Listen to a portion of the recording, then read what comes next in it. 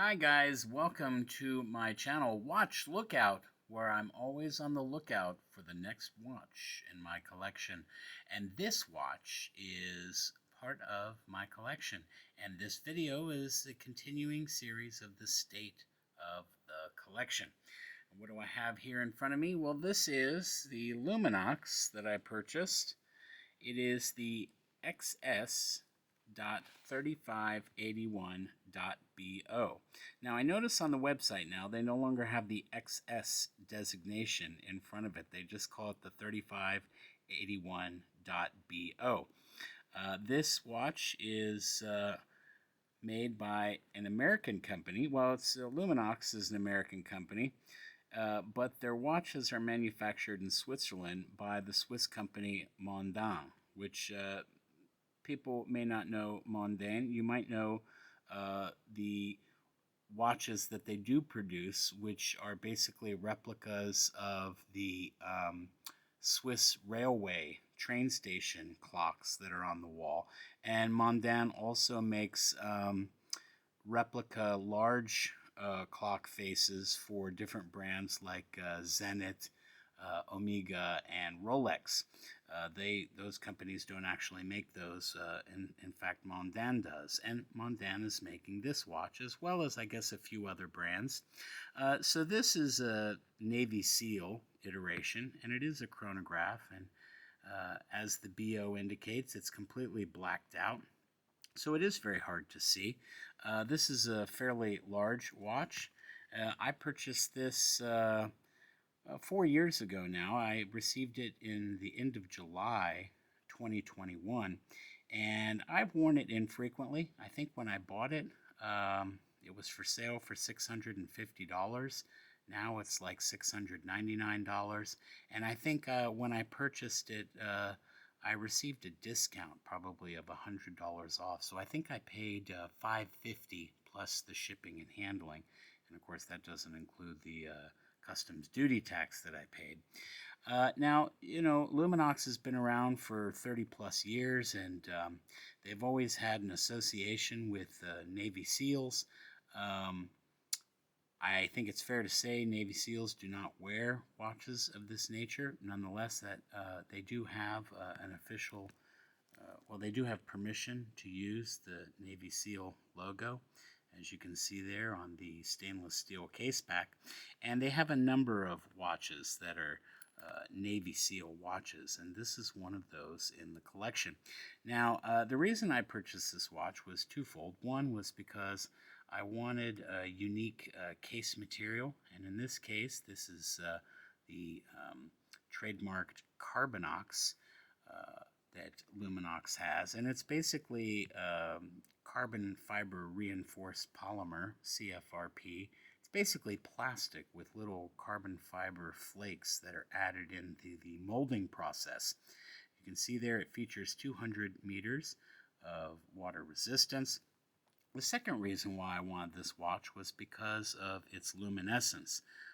Luminox is famous for its tritium gas-filled nanotubes, and here on this watch we have nanotubes on the hour, the minute, and the second hand, and we also have them around the outer edge of the dial for each index.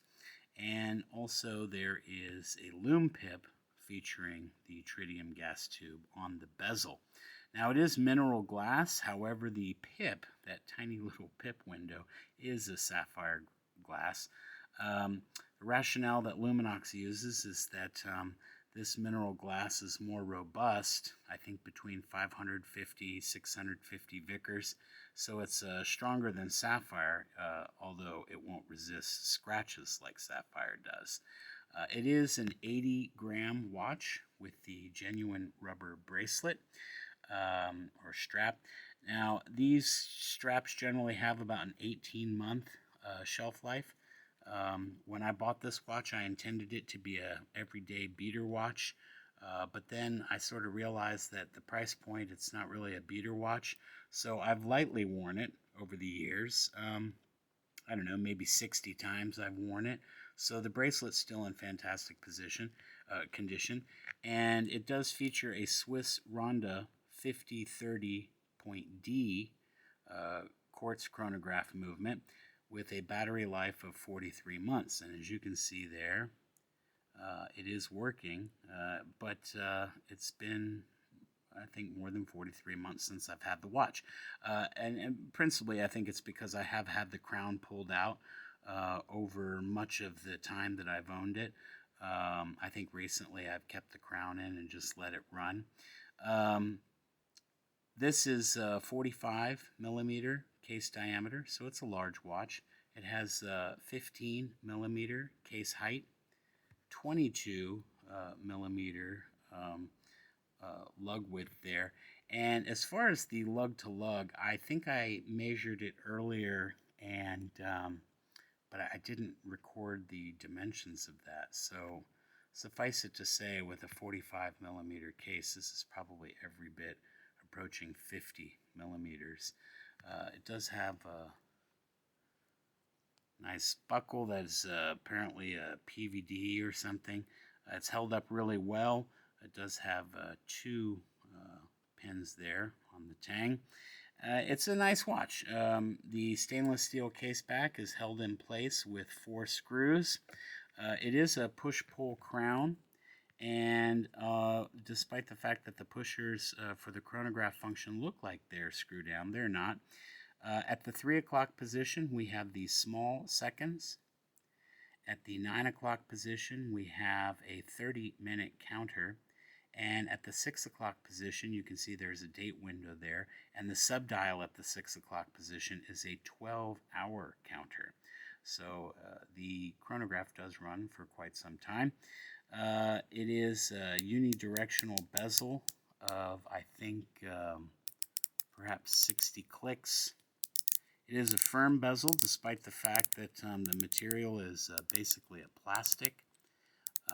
And it is a watch, you know, that, like I said, I intended it to be a beater, and then I realized for the price, it's not a beater.